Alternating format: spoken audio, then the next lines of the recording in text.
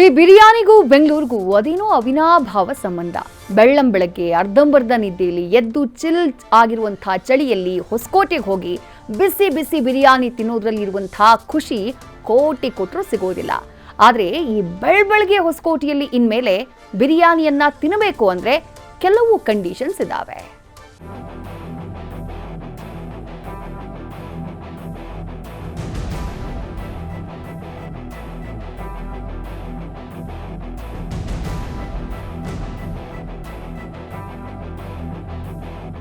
ಆಹಾ, ಬಿರಿಯಾನಿ ಘಮ ಘಮ ಅನ್ನೋ ಈ ಬಿರಿಯಾನಿಗೆ ಫಿದಾ ಆಗದವರು ಯಾರಿದ್ದಾರೆ ಹೇಳಿ? ತಿನ್ನೋಕೆ ರುಚಿ ರುಚಿಯಾದ ಬಿರಿಯಾನಿ, ಆವಾಗ ಬಾಯ್ ಚಪ್ಪಿರಿಸೋಕೆ ಸೈಡಲ್ ಈರುಳ್ಳಿ, ಜೊತೆಗೆ ಚಿಲ್ ಮಾಡೋಕೆ ಫ್ರೆಂಡ್ಸ್, ಇಷ್ಟಿದ್ ಬಿಟ್ರೆ ಜೀವನ ಸಾರ್ಥಕ.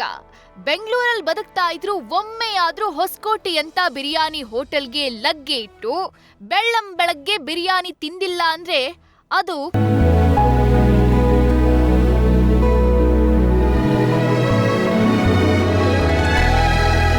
ಹೀಗೆ ಅನ್ಸುತ್ತೆ ನೋಡಿ. ಆದ್ರೆ ಇನ್ಮೇಲೆ ಬೆಳ್ಳಂಬೆಳಗ್ಗೆ 4 ಗಂಟೆಗೆ ಹೊಸಕೋಟೆವರೆಗೂ ಜಾಲಿ ಡ್ರೈವ್ ಹೋಗಿ ಬಿಸಿ ಬಿಸಿ ಬಿರಿಯಾನಿ ತಿನ್ನೋ ಭಾಗ್ಯ ಸಿಗಲ್ಲ.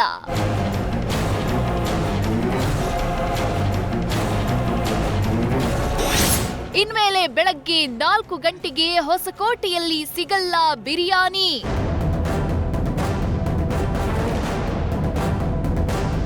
ಹೊಸಕೋಟೆಯ ಬಿರಿಯಾನಿ ಸಾಮ್ರಾಜ್ಯಕ್ಕೆ ಶರಣಾಗಿ ಬೆಳ್ಳಂಬೆಳಗ್ಗೆ ದಾರಿಯ ಸಾಗಲಿ ಹೊಸಕೋಟೆ ಸೇರಲಿ ಅಂತ ಬಿರಿಯಾನಿ ಸವಿಯೋಕೆ ಹೋಗ್ತಿದ್ದವರಿಗೆ ಇದು ಸಹಿಸಲಾಗದ ಆಘಾತ.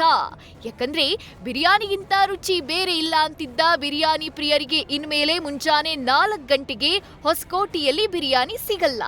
ವ್ಯಾಪಾರದ ಆಸೆ ಬಿಟ್ಟು ಸದ್ಯ ಹೊಸಕೋಟೆ ಬಿರಿಯಾನಿ ವ್ಯಾಪಾರಿಗಳು ಗ್ರಾಹಕರು ಚೆನ್ನಾಗಿರ್ಲಿ ಅಂತ ಹಾರೈಸೋ ಕಾಲ ಬಂದಿದೆ.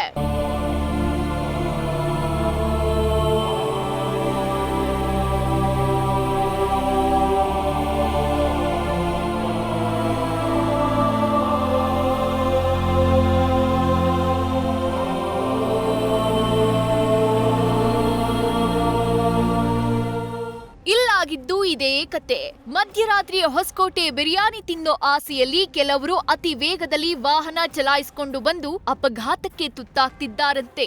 ಈ ಹಿನ್ನೆಲೆ ಬೆಳಗ್ಗೆ 4 ಗಂಟೆ ಬದಲು ಬೆಳಗ್ಗೆ 6 ಗಂಟೆ ನಂತರ ಹೋಟೆಲ್ ಓಪನ್ಗೆ ಹೊಸಕೋಟೆ ಭಾಗದ ಹೋಟೆಲ್ ಮಾಲೀಕರಿಗೆ ಪೊಲೀಸರು ಸೂಚಿಸಿದ್ದಾರೆ. ಪೊಲೀಸರ ಈ ನಡೆಗೆ ಬಿರಿಯಾನಿ ಪ್ರಿಯರು ಹೇಳಿದ್ದು ಹೀಗೆ.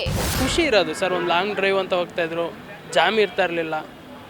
ಟ್ರಾವೆಲಿಂಗ್ ಇಲ್ಲಿಂದ ಇವಾಗ ಹೊಸಕೋಟೆವರೆಗೂ ಹೋಗೋದು ಅಂದರೆ ಇಲ್ಲಿಂದ ಮೇ ಬಿ 50 to 53 ಕಿಲೋಮೀಟರ್ಸ್ ಇರುತ್ತೆ.